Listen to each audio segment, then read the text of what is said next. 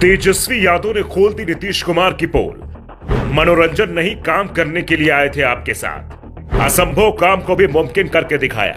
क्या है नीतीश कुमार के पलटी मारने का राज?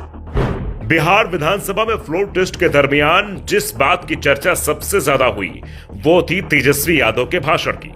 तेजस्वी यादव के पास संख्या बल भले ही नहीं था, लेकिन अपने नैतिक बल के आधार पर तेजस्वी यादव ने जिस तरीके से बिहार विधानसभा में भाषण दिया, उसने सबका ध्यान अपनी ओर आकर्षित कर लिया। हर जगह तेजस्वी यादव के भाषण की ही चर्चा हो रही थी।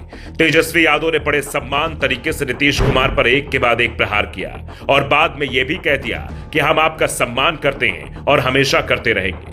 आपने हमें कई बार बेटा कहा है तो उसका पूरा सम्मान रखा जाएगा। तेजस्वी यादव ने नीतीश कुमार को दशरथ बताते हुए कहा कि ये मुझे बेटा कहते हैं। इन्होंने मुझे वनवास तो नहीं भेजा, लेकिन जनता के बीच भेज दिया है। इस दौरान तेजस्वी यादव ने बिहार बीजेपी अध्यक्ष सम्राट चौधरी पर भी जमकर निशाना साधा। बोला, इतनी जल्दी पलटने वाले लोग तो हमने भी नहीं देखे। बिहार विधानसभा अध्यक्ष के खिलाफ अविश्वास प्रस्ताव के पक्ष में 125 विधायकों ने और विपक्ष के 112 विधायकों ने वोट किया।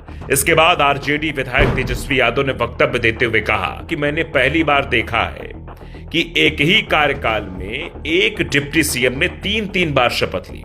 डिप्टी सीएम सम्राट चौधरी कहते हैं कि भाजपा उनकी मां है, तो मैं कहूंगा कि उनकी मां भाजपा नहीं आरजेडी है, क्योंकि सबसे पहले तो वो आरजेडी में ही थे। विजय कुमार सिंह के बारे में बोलते हुए तेजस्वी यादव ने कहा कि मैं कहना चाहूंगा कि वो एक ही टर्म में नेता प्रतिपक्ष, नेता विरोधी दल और डिप्टी सीएम भी बन गए। तेजस्वी यादव ने आगे कहा कि मैं नीतीश कुमार का बहुत आदर करता हूं और करता रहूंगा। तेजस्वी यादव ने सीएम पर तंज कसते हुए कहा कि आप लोग भगवान राम की चर्चा करते हैं, हम सबके मन में राम है। मैं नीतीश जी को दशरथ की तरह अपना पिता मानता हूं। कई बार आप लोगों के सामने इन्होंने कहा कि अब यही आगे बढ़ेगा, यानी तेजस्वी आगे बढ़ेगा, आगे सब कुछ इसी के हाथ में तो रहेगा, तो चलिए नौजवान ही आगे करेगा। जैसे राजा दशरथ की मजबूरी थी, वैसे इनकी भी मजबूरी रही होगी।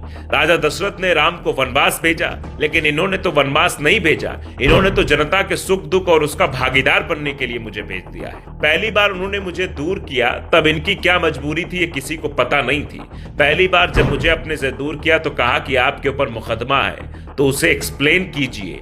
जब दोबारा आपने काम किया तब कहा कि बीजेपी वाला ईडी सीबीआई से परेशान करने का काम करता है। हम तो आपको इज्जत देते हैं और देते रहेंगे।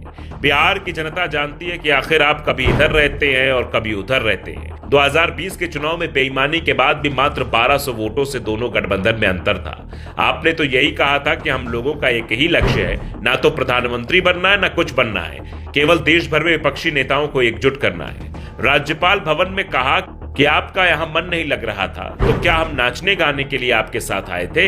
हम तो आपका साथ देने के लिए आए थे। जो काम आप असंभव बोलते हो उसे हमने संभव करके दिखाया, मुमकिन करके दिखाया। और हमने 17 महीने में जो काम किया वो आपने पिछले 17 सालों में नहीं देखा होगा।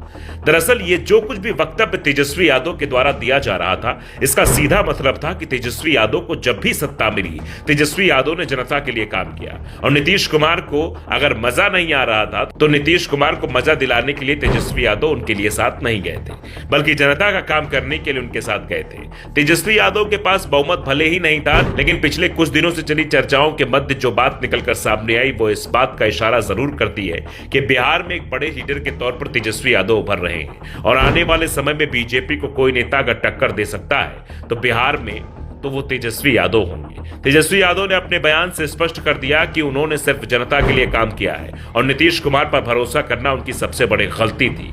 फिलहाल नीतीश कुमार अब एनडीए के साथ हैं। अब सबसे बड़ी परीक्षा नीतीश कुमार की लोकसभा चुनाव के दरमियान होनी है और महागठबंधन भी अब इसी काम पर लग गया है। Bureau report.